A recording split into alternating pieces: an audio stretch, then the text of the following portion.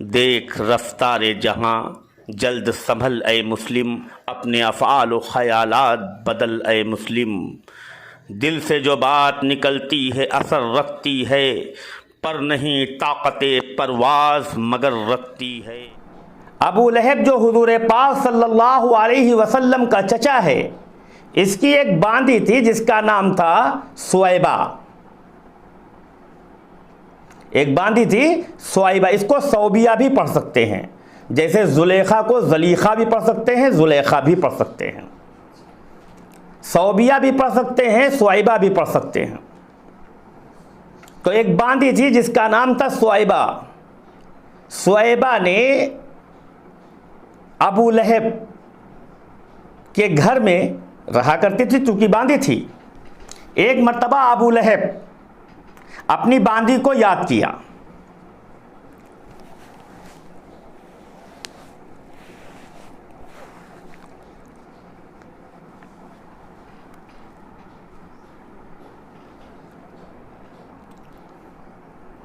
और बांदी को आवाज़ दिया अबू लहब ने, सौबिया सौबिया सौबिया। लेकिन सौबिया जब घर में हो तब सौबिया आवाज़ सुने और सुनकर अबू लहब की बात को समझे, लेकिन सौबिया नहीं थी।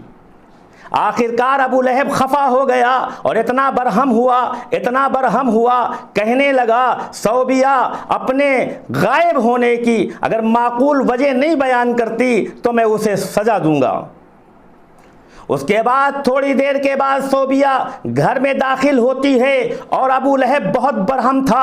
अबू लहब ने अपनी बांदी सौबिया से पूछा, आखिर तू कहाँ गायब हो गई थी बगैर बताए हुए, बता तो सही तू कहाँ से आ रही है। उसने कहा, मैं ऐसी खुशखबरी लाया हूँ जो मेरे आका आप खुश हो जाएंगे। अबू लहब ने कहा, वो खुशखबरी क्या है? तो सौबिया ने कहा कि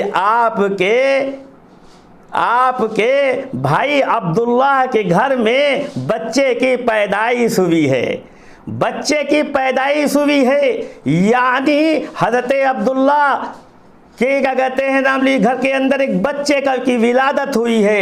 अबू लहब बहुत दिनों से इंतज़ार कर रहा था, बहुत दिनों से इंतज़ार कर रहा था कि मेरा कोई भतीजा पैदा हो। अबू लहब ने जैसे ही सुना फ़ौरन सौबिया से कहा, अंति हुर्रुन अंति हुर्रुन अंति हुर्रुन, यानी आज़ाद कर दिया। मेरे मोहतरम दोस्तों और बुज़ुर्गों, रिवायत में आया है कि उसके ख़ानदान के कुछ लोगों ने ख्वाब में देखा कि अबू लहब खुद बयान करता है कि जिस उंगली से मैंने मुहम्मदुर रसूलुल्लाह मोहम्मद इब्ने अब्दुल्लाह की विलादत की खबर सुनकर जिस उंगली से मैंने अपनी बांदी को आज़ाद किया था, अल्लाह उस उंगली से मुझे मसरूफ़ पिलाता है।